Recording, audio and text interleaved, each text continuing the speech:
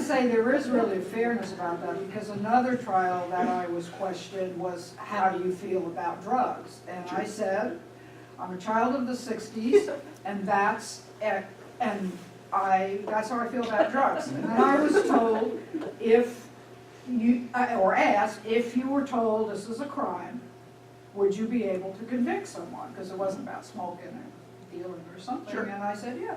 And I mean, and they did, I wasn't disqualified, so there's a certain fairness about, I mean, there's a fairness about that. You could be honest and not thrown in jail. oh, absolutely, absolutely. Just because you have opinions doesn't mean you can't sit as an impartial juror. The test is whether you can follow the law and base your decision only on the facts that you learn in the courtroom. And that brings right up into the preemptory challenges. A prospective juror may be asked if they can follow the law, if they can be unbiased, if they will do this and that and the other, and they say yes, yes, yes. If I don't believe them, I use a preemptory challenge on them. But they can't be lying, they could get thrown in jail, right? I live in a world where people lie. Folks, we've got some really great questions, but we're going to run out of time, so let's save the questions till the end. Oh, we're getting right up to the question time anyway. Okay. One thing to mention, and Henry Ann talked about the Idaho statute and the uniform jury selection laws, that folks can't be excluded based on race, sex, age, national origin, those sorts of things. Beyond that, in criminal cases, this started out in the South, as Ray was talking about some challenges to jury panels, is you can't disqualify people based on a prohibited discriminatory reason that the law recognizes. Generally, race is one of the biggest ones. Gender is another, but not quite to the same extent. And this normally is focused on prosecutors. The prosecutors, for example, in the South would automatically disqualify anyone of color because they wanted this all-white jury who was guaranteed to convict the poor black person who was being charged with whatever they were charged with. And that's just constitutionally bad for a prosecutor to do that. And if it's alleged that the prosecutor is disqualifying people based on an inappropriate reason, then we have to satisfy the judge that we had a legitimate reason to disqualify the person, whether it's based on religion or race or gender. It can be raised against the defense, but not nearly as frequently. Have you encountered those situations where I have not. But again, it goes to the preempt. If you're going to preempt somebody, you don't have to give a reason.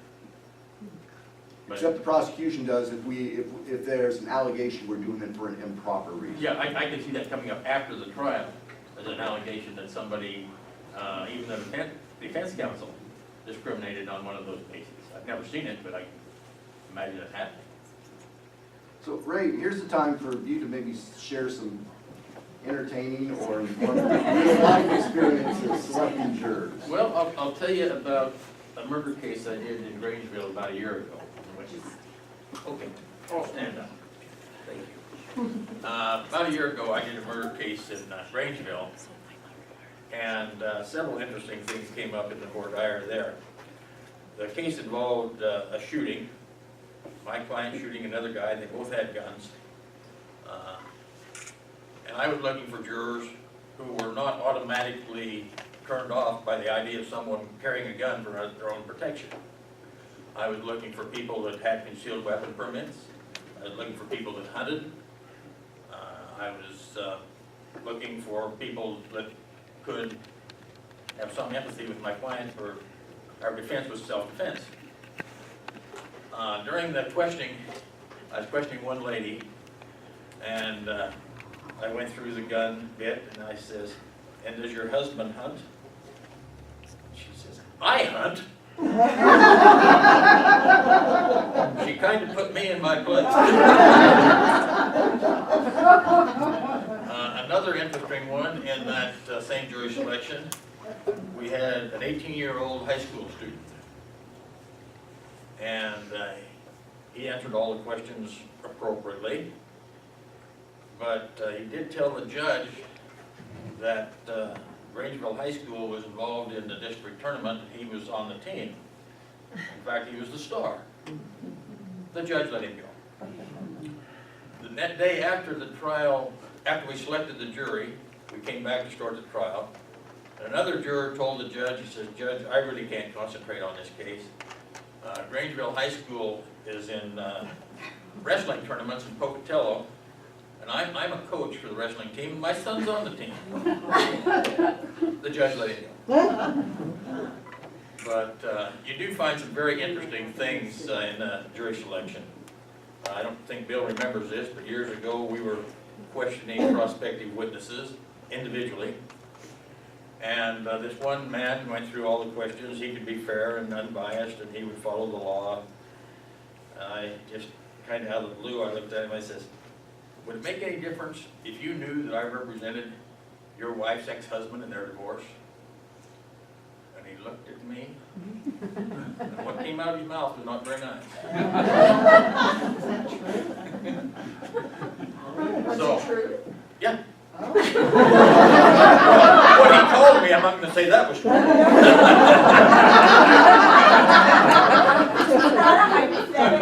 No, that's true. So, you ask the questions and live with the answers. Have you ever gone up for an appeal based on the jury selection process? I have not. I do have a question though. How does a student in the University of Idaho that's out of state get on your pool? Well, probably because they registered to vote here because they're away from home and wanted to cast their ballot. They voted home. I'll bet they voted home. Or their driver's license had a local address. Well, unless usually the students don't redo their driver's license. Sometimes they do, it just depends on how long they're gonna be here. But probably from a voter registration card, they got on the list. Maybe they did. And now they're gonna battle it for 4 years. Oh, I don't have a question, I just have an experience I want to talk about, because I was selected for jury, and we were all ready to go, and then there was a mistrial. The second time, we were on the coast, on the Washington coast, and the day before we were coming home, I fell in the tile floor and fractured, I was sure I fractured my vertebra. And my husband said, "Do you want me to take you somewhere?" I said, "I just want to go home." So on the way home, it was extremely painful, anyone that's gone through this knows it. And ice pack and warm and everything. I got home and there was a message on my answer machine from Friday, and it was the person calling about jury selection. Can you serve on a jury? Well, I called her back and I mentioned I was going to quick care. I said, "I think I fractured my back. And I just don't think I can sit for that long in the jury box." And there was a long pause, and I finally said, "Are you still there?" And she said, "Do you think you could stop in on the way back from seeing the doctor?" And I see all these articles in the paper about how hard it is to get people to serve on the jury, and I wonder, I mean, that just goes to show how desperate they were. They wanted to take me no matter what. There are occasions where, for whatever reasons, we don't have a good show of people who are summoned to jury duty.